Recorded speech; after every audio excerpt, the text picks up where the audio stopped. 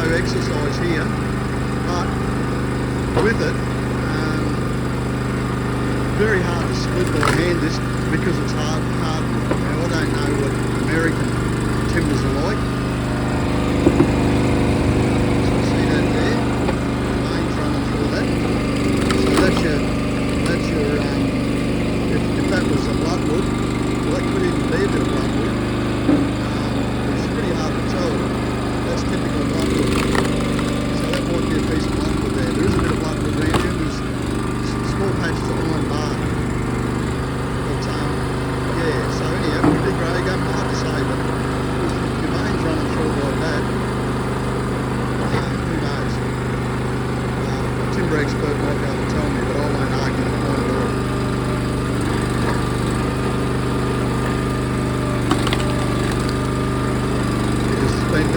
Many a lot better timbermen than myself. I'll have a bit of a fart around, and like Al's, this character here, he's very switched on. He's no fool, let me tell you. Big powerful beggar too, so I ain't arguing with him. Now you don't realise how heavy that stuff actually is.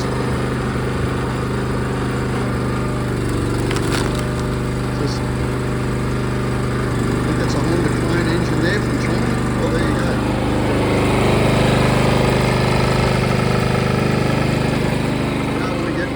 You don't want to get nipped by one of them, I'll tell you. They'll kookaburras if they're hanging around, they'd have that straight away.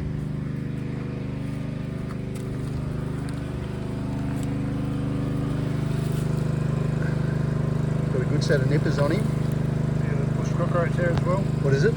Bush cockroach or something? Oh, bush cockroach, yep. There's also some sort of, what's that wormy looking thing there? Millipede or something? Yeah. So there you go, look at that, all in that. Well, yeah, I'm going to leave it at that. So that's just a bit of split, and in the right conditions, you can have funnel webs in them too. I used to have a lot of funnel webs up in the Conondales where I worked in the sawmill. A lot of funnel webs in them. They live in them, they love it, and that's what you get.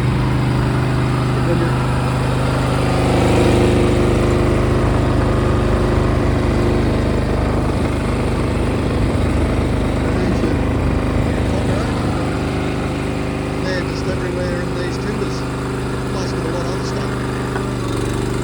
That's grumpy. It's very hard.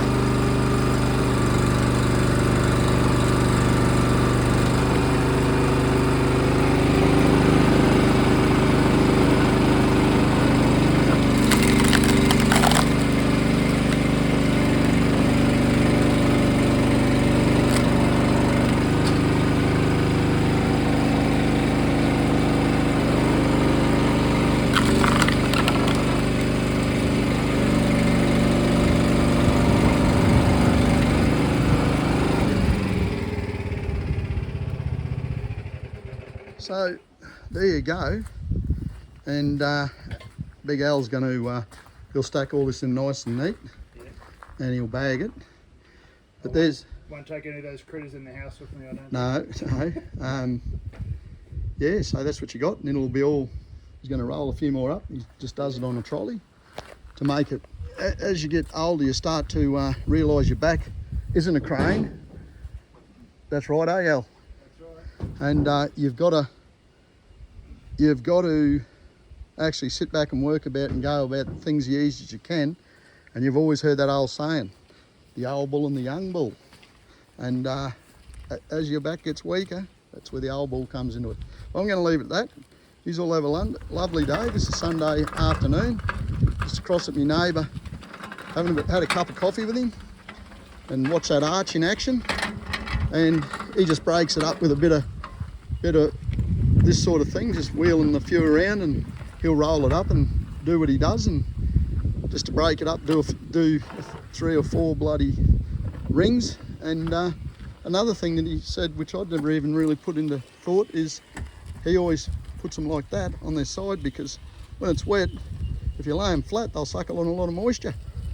So yeah, that's what you get for doing firewood for a lot of years, I suppose. I'd never even thought about that, and I've been fiddling around the timber for years. Beautiful. Beautiful kindling. But that's over 8 minutes, so yeah, I just wanted to show you that, show what it's like that's been fiddling around doing this sort of stuff for years. And see that, he's planted that up like that, so you're not trying to cut it on the ground. It's the way to go, that's what I'm going to do. That's what I've done with me wood heap. So look, I'm going to leave that. Swano Mick, little Mick from Macali. You all have a lovely day. Swano Mick, out.